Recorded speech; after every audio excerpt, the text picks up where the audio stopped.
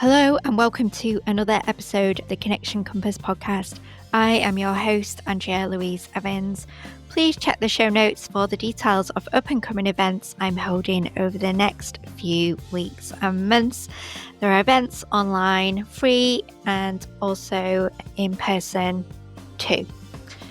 Today on the podcast, I am joined by Chelsea Slater, who is Innovate Her's CEO. She's here to share her mission to prepare girls for tech and the tech industry for girls. We talk childhood influences, the barriers that put girls off tech, staying positive in the evolving EDI landscape, and the benefits and drawbacks of AI. Hi, Chelsea. Welcome to the Connection Compass podcast. I'm so pleased that you're here. Just for our listeners, can you introduce yourself, please? Yeah, I'm so happy to be here as well. So I'm Chelsea and I'm the CEO and co-founder of a social enterprise called Innovate Her. I am really excited about this because I know you've got a really interesting story to share with us today. So you are on a mission to get girls ready for the tech industry and the tech industry ready for girls. How on earth do you begin to do that? It's quite a big mission, isn't it? Yeah, it is. It's huge. So basically, we have two sides of the mission for a reason. They're both so important to why we exist as a social enterprise. So the first half, which is getting the girls ready for the tech industry, we deliver free programs to young people from the age of 7 to 17. We've only just changed that. It used to be 13 to 17, but we've expanded out, which is amazing. So Sorry, Chelsea, was there a reason for that, expanding that age? Yeah, we've always been asked to work with primary schools, and we've always said no because we want to be really good at what we do for the target market that we're catering for, which was the 13 to 17-year-old market. But I think because we saw such demand for what we deliver in secondary schools, we were like, why are we saying no? So we've decided to expand it. And basically on that side of the mission is that we run free programs for them. That's all around showing them tech skills or building tech skills. We do that through an e-learning platform mostly, where we've got an array of courses, workshops, role model videos that are related to technology. So it could be around tech for good or using technology for good, AI, which is obviously around now and not going anywhere, cybersecurity, gaming, fashion tech, sports tech, all of these different ways that you can use technology. We have courses for which our students can learn within the classroom or at home. And more importantly, we also teach them or help them to become more confident, particularly girls. Our programs are for everyone and we don't exclude any gender. But we do prioritise girls and non-binary students because there is a lack of them within the tech and STEM industry. Currently, I think there's about 21% of the tech industry is female, and much lower if you're non-binary, much lower if you're if you're a woman from an ethnic minority background. We try and support those in need, and we also do that through the content that we share. So, and a lot of the girls that we speak to aren't confident because they just see men within the industry like, actually, this isn't for me. So we support them with the skills, the confidence, and then we also showcase opportunities that they can do to get into the industry. And that's what we do on that side of the mission.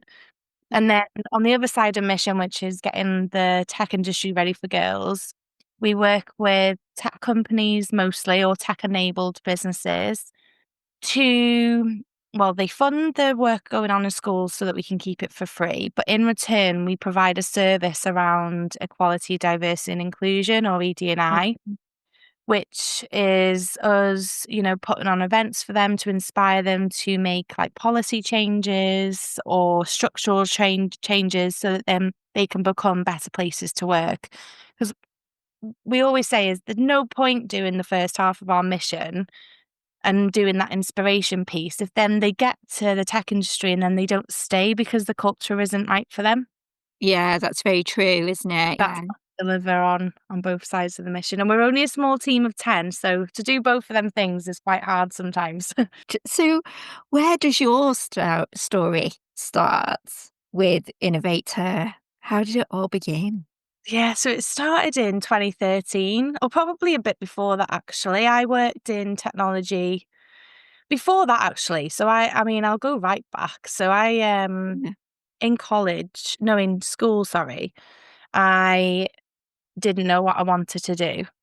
Mm. I got 14. It was before GCSEs, and someone came into the school to talk to me about media, just through like an assembly. It was like 20 minutes. And I was like, "Oh my God, this is amazing." Like I really didn't know that this kind of job existed. And then from that assembly, it helped me to choose media studies GCSE, and then that led me on to do a BTEC in multimedia in college. Then I went to university to do digital marketing, and I always think like if I didn't have that one talk, what would my path look like? Yeah. So A real pivotal moment. yeah, and that was in North Wales where I'm from. It led me to move to Liverpool, which I've been ever since. And when I was studying in Liverpool, I got a job at a tech company, just doing like part-time social media work. And that was the pivotal moment when I thought, well, one, I love tech. It's amazing. It was so creative, innovative. Like, yes, this is the sector that I want to be in. But also, I was the only girl there. I was the only woman there, so it made me realize that there was a bit of a problem within the industry as well. So I did a lot of research around that and realized it wasn't just a me problem or a Liverpool problem, it was a UK and further than that, global problem. So I wanted to do something about it. So I started a group called Liverpool Girl Geeks as a bit of a project. Yeah. And it was for adults, and we put on loads of events around technology. And I invited people working in tech to inspire the audience to get into it. And then a few years down the line, realized and reflected on my own upbringing and that moment in the assembly when I was 14. And I thought, we've got to go younger. We've got to inspire people younger if we're going to make a difference. Because Mhm. as Liverpool Girl Geeks was popular and adult women were coming along, they had more responsibilities. They had children, they had a mortgage to pay for. It was a much bigger risk for them to change careers. We did inspire women to do that. I was like, well, if we get to them younger, then there won't be as much risk. That's where it all began really, which is mad because I didn't expect it to be what it is today, and I never thought it would fund my life or pay me to do what I do. I didn't think it'd be a job anyway because it was a passion project at the time. So So you created something that you didn't intend to, it just happened. And would you describe that as just piecing together like pieces of a puzzle, really? yeah, definitely. I think it's kind of snowballed into Yeah. something that I really didn't expect to happen. I've always been entrepreneurial. So my granddad ended up being an entrepreneur when he retired. I worked for him, and I was always inspired by that and like working for yourself. But I never thought I would be running a social enterprise, doing something this big, and definitely not being able to like make it into a thing where we recruit other people, and that just wasn't in my plan. But then I didn't have a plan, so it could have Yeah.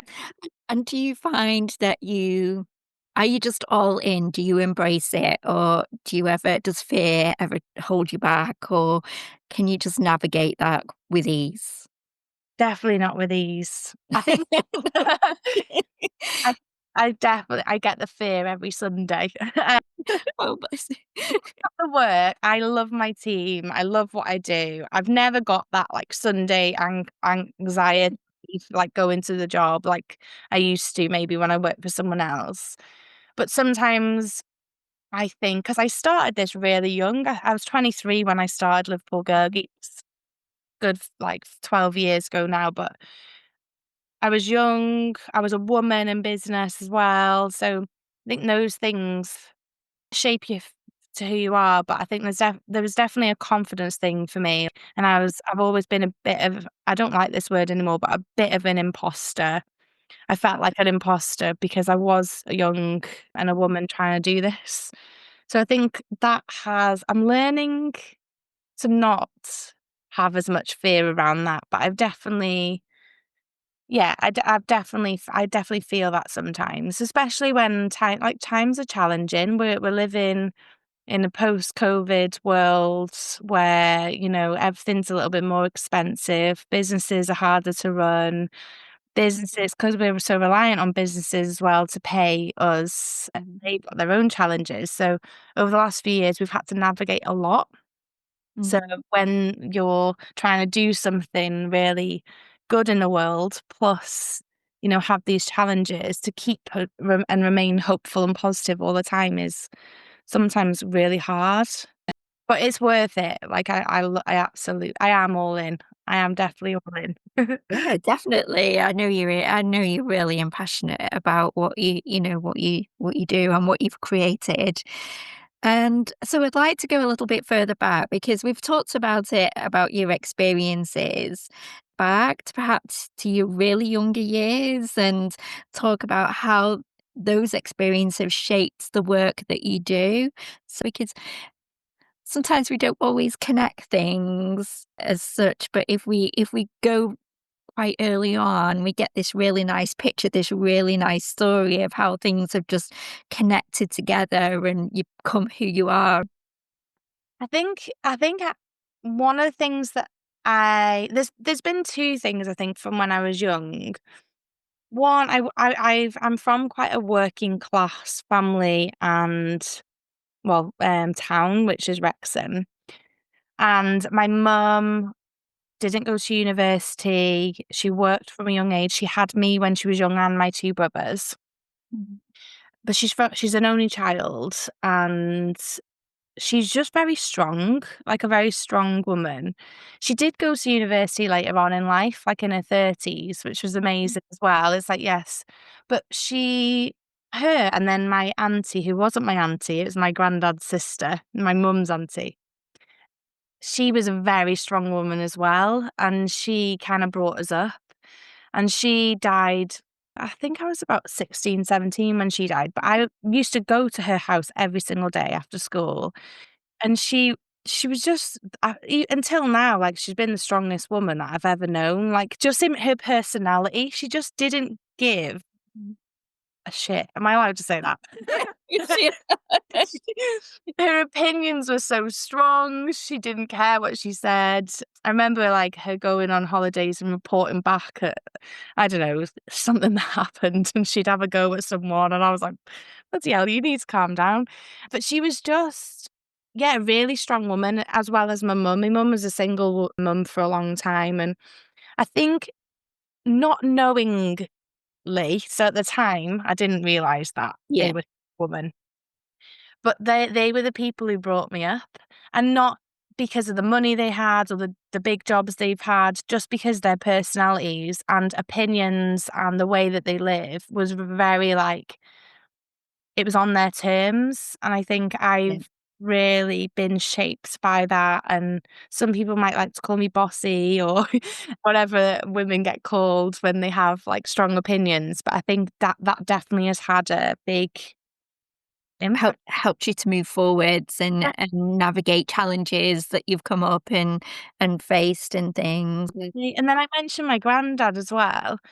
So he retired, and then he started a taxi company in Wrexham.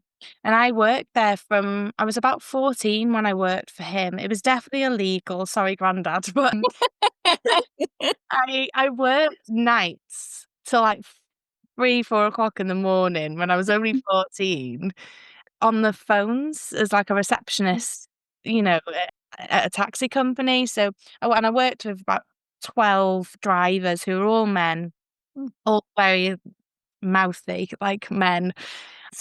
Yeah, that experience had definitely shaped my work ethic. Like that was a really challenging job, like working really late, dealing with 14 grown up men who would have lots of tantrums in the car and organising all of them to go and pick up from here to here, like who's picking. I think that that was an amazing experience to have so early. And since then, I've just worked. I need a sabbatical. I've worked and worked since I was that age. And I think it made me appreciate entrepreneurship and what my granddad had built there, but also like what work is, and give me such a great experience. Like I did that every single weekend from when I was 14. So I think both of them things really, really shaped who I am. I never realized it at the time how lucky I was to have like those amazing women in my life, and then also the opportunity to work. You've got the roots and the foundation there, haven't you? And you've just taken it and built upon. So it's Yeah. really. What is the most common reason girls move away or don't consider tech? Why are they so put off by it? We've just done a massive report on this actually, and we surveyed 1,200 people. So from the age of 11 to 17, we got 1,200 responses, boys and girls, but about 50% of each. And the girls, there was 76% of girls said that they love tech in there, but then 64% of them would not consider it as a career. So that was quite astonishing to us because we were like, right, so 3/4 of the girls surveyed love tech. So there's no argument there. They love it. Or gaming. I think the question was tech and gaming. But then most of them wouldn't consider a career in it. And we asked them why, like, what are the barriers? And most of them said they can't see themselves in it. So there was like a role model issue there. They didn't get supported within this area. So their teachers or their parents didn't support them or tell them about, technology and the careers. So they didn't know much about it, and they just didn't feel like they got the support from, the people around them. A lot of stereotypes, not just from the survey, but in general, we see that a lot of stereotypes are still unfortunately ingrained in the way that teachers and just anyone really think. Like we all have biases, Yeah. including me. They'll be unconscious, but that's just how we all, that's as humans. And we definitely see that there's still a stereotype that boys go into engineering and technology and business and finance, and girls go into more caring roles like nursing, teaching, and that kind of stuff. And unfortunately, those types of roles are lesser paid than the ones that boys tend to get pushed Yeah. into. That's why we've got a gender pay gap. But yeah, and there's a lot of research out there. So there was one particular research that always sticks in my head around male teachers not like openly saying that they would not tell their female students. I think the stat is only 16% of male teachers said that they would tell a young woman in their classroom about STEM careers. I can't remember where that stat's from, but we think I don't know if it was McKinsey or PwC, but astonishing that Yeah. still, and that was only a couple of years old. It's, So and it's quite shocking, even in this modern times when there's so much around equality, and that we've still got that issue. We've still got that issue that they wouldn't consider yeah, talking to girls about a career in yeah, technology. it is mind blowing because yeah, exactly. Like we should. I've just been talking to a school actually, and they're trying to break the stereotypes. So they were doing sessions with boys on getting into the arts, and then they were doing sessions with girls getting into STEM, just to break some of that. And I thought that was so cool. But it's a shame that schools have to do that because, yeah, like you said, we're living in an age now where you think, anyone would be able to do anything, and they can, but they need to feel supported. And It yeah, supported would and safe to do it as well. So you are incredibly passionate about equality and diversity and inclusion. It's a very anchored and strong foundation to your business, to Innovate Her. So how are you staying on track in the challenging times? Because it's quite a noisy. There is a lot going on at the moment, and there are really good EDI practices, but there are some really bad EDI practices as well, which have led to court cases. You can't really miss them. And there are podcasts out there, and they're questioning practices, and we need EDI. We know it's really important that we have it. The research is that, that where we have equality and diversity, we have really good, positive, productive teams. So how are you managing to stay on track despite the challenges that we're facing? It's hard, but I think we, as an Innovate Her team, which we've talked so much about this recently, like how do we stay motivated? How do we still have hope when lots of, especially the ED&I world now, like in America, you're not allowed to talk about DE&I as an organization because of what Trump's done. It's like that's had an effect on us as a company because some of our partners are nervous, Right, okay. but we need to stand strong because and lean into our values, especially our integrity value, because we Yeah. exist because we help to serve those that are misrepresented, and at the moment, they are really being misrepresented. We need to make sure that we support them more than ever. We, yeah, just remind ourselves really of why we're here and go back to the fact that diversity does have so many benefits to society and to business and to you as an individual. Like, Yeah. there's no better experience than being part of a diverse team or project. Like, Yeah. if you've experienced that, it's wonderful, isn't it? Mm. Yeah, you get so much from it. So it's just like I try and remind myself of that. Go back to our values as an Yeah. organization and why we're here. I think that's so important. And then also I think about the next generation and who we're doing it for, and there's loads of data and surveys or reports out now that says and states that young people care more than anyone else about the world and Yeah. about diversity, and they want to work for diverse organizations. I think The Guardian put something out there last year, like 92% of Gen Z want to work for a diverse organization, and Mm. if and they would be put off from applying if the companies didn't talk about diversity within Right. their descriptions. Mm. So, like, these people come in to work for us, and they're gonna be owning their own businesses as well, so that gives me a lot of hope next generation will demand this and also hopefully stay strong themselves and go, no, this is what I care about and I don't want to work for anyone. I'll go and set up my own TikTok instead and earn money there because I don't want to work for you. Like, Yeah. Mm. that gives me a lot of hope. They also really care about the world, the environment, the climate change, sustainability, and I think all of that stuff is what I want to see from our next generation, like Yeah. ethical, responsible leaders, because we unfortunately just don't have them. We have them in the world, but they don't get talked about enough because people like Trump and Elon are on the news all the time, and that's Yeah. the opposite of I Yeah.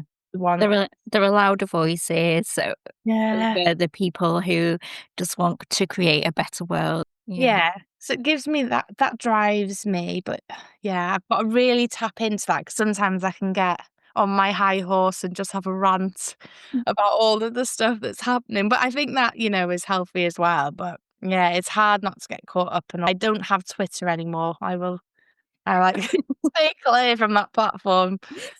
Yeah. Yeah, it's a painful platform. Yeah, it is, yeah. So I really like that you go back to your values. It just shows you how embedded those values are in Innovate Her, and that you go back to the reason why you started. That's really strong. What advice would you give to people out there who are considering a career in tech? I think my one piece of advice would just to be curious. I tell young people that all the time when they say, "I don't wanna get into tech," or "I don't know what, I wanna do within the tech space because there's so many options." I'm like, "Well, just be curious and try things even if you might not like them. If you don't know what something is, just try it and then see if you like it or if you don't like it, and if you don't like it, that's great because then you can move on to something else." I think that for me is number one. I think with AI, and we mentioned that before, there's a lot of fear around AI, and that I understand it because there's a lot of fear mongering happening around it. So like you always see the headlines like AI is going to take your jobs and whatnot, and it definitely won't. But if you like use it, like understand AI, you don't have to use it in a way that others do. But if you understand it and understand what you could use it for or what you don't want to use it for, use it smartly, then that curiosity will enable you to talk about it in the future in your jobs or, like I just think having that curiosity and basic understanding of Yeah. of AI, cyber will get you so far these days. If you don't, and you can have your own opinions on it, you to embrace it all. Are you a big fan of AI? Yes. Yeah. Okay. Can I ask you what I'm interested, I'm really curious. Tell me your opinion on AI, but how does it help you within a role? Yeah, it helps me to it actually helps me to be more creative, even though a lot of people say that AI stumps creativity. I think I work fully remotely and Yeah. my whole team does as well. So it's really hard to get that person to brainstorm with on a consistent basis. So I use it as a brainstorming tool, which, then gives me loads of ideas. I use it as a coach as well because I can't afford one at the moment. Mhm. So I've had coaching in the past and I've had therapy. So I've got the basic foundations of like what to ask myself. I've got a lot of activities I do to support my own mental health. But I regularly reflect. That's a habit that I've ingrained in my life. Like every week Yeah. I'll reflect on my week and stuff like that. And I use AI to help me to curate some of the questions, to Yeah. kind of ask me some of them questions. I'm like, pretend you're my coach. Um, like financial stuff, it's helped me. So I've got some consultancy work recently and I wasn't sure what to charge.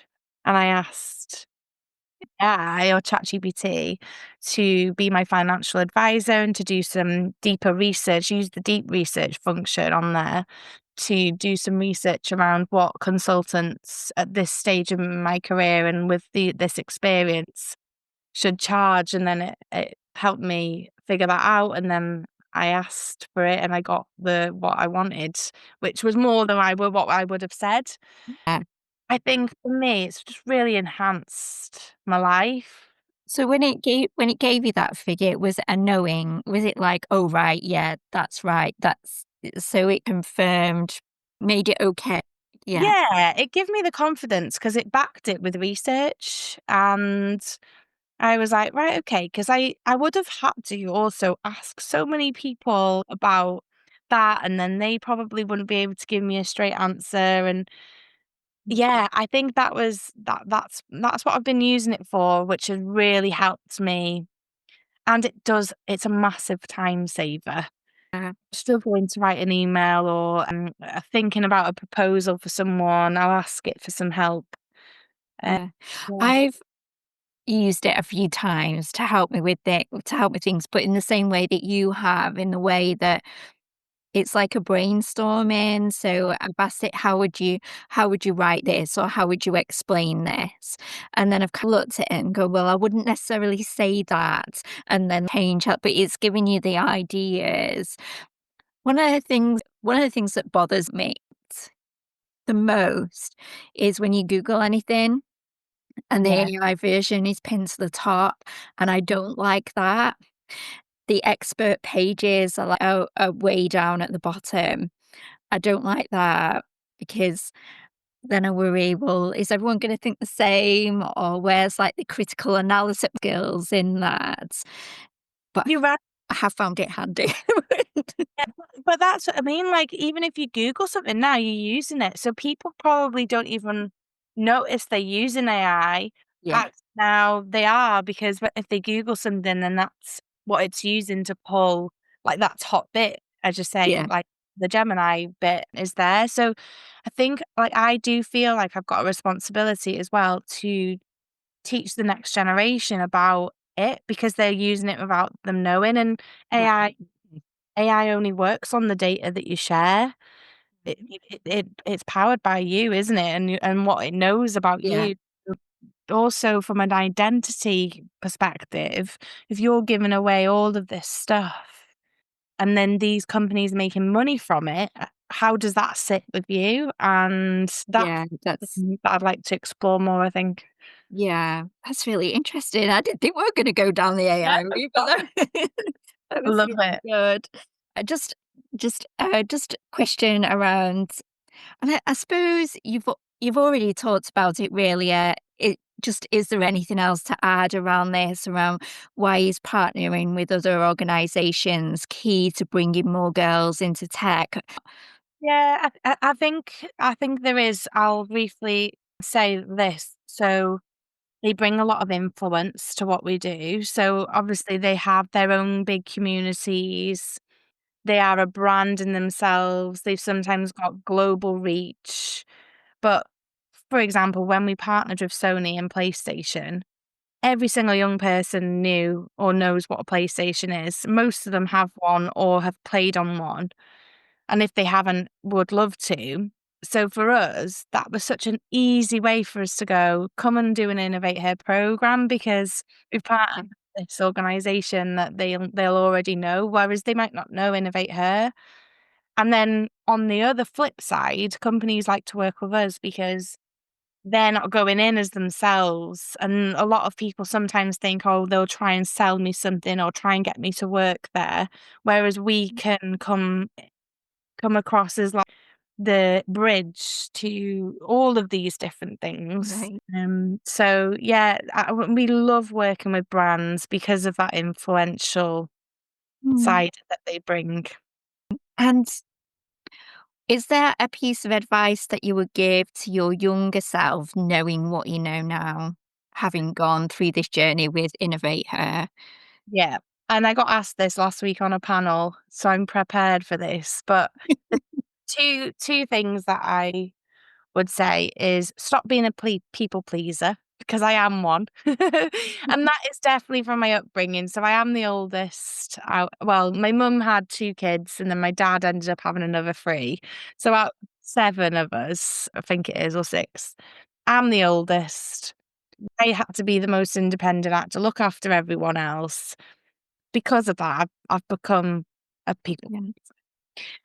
That's okay, like, that I'm learning how not to be one, but I think knowing that from an early age, saying no to people and setting them boundaries, and really trying to learn who I am other than that. I think that is so important as a young person.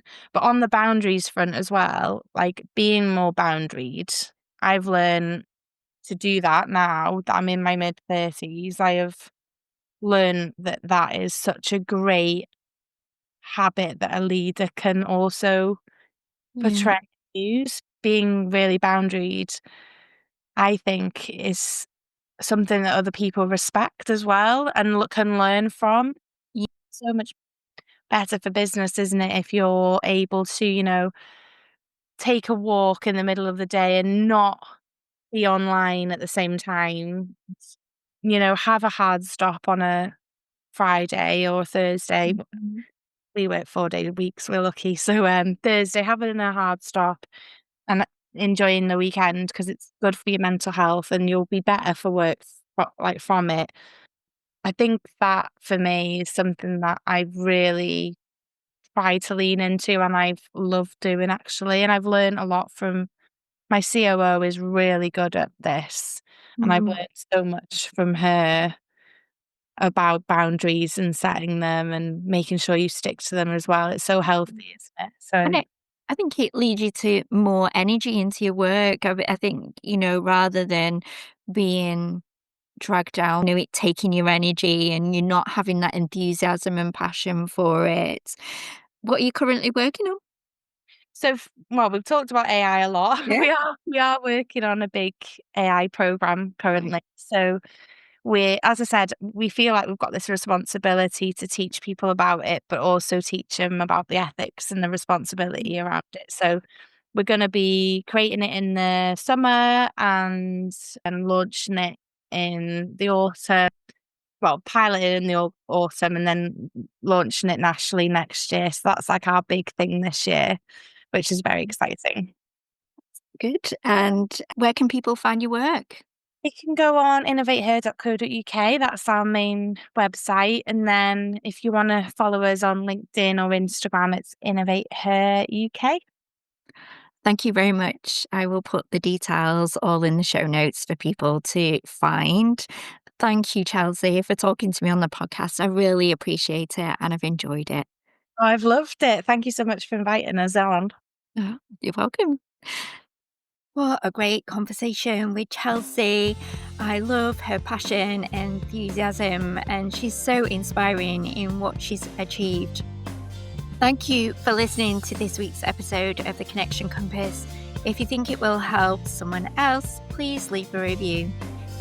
If you have any questions, please visit Andrea L. Evans' Facebook page, and remember to keep talking, keep connecting for a more interconnected world.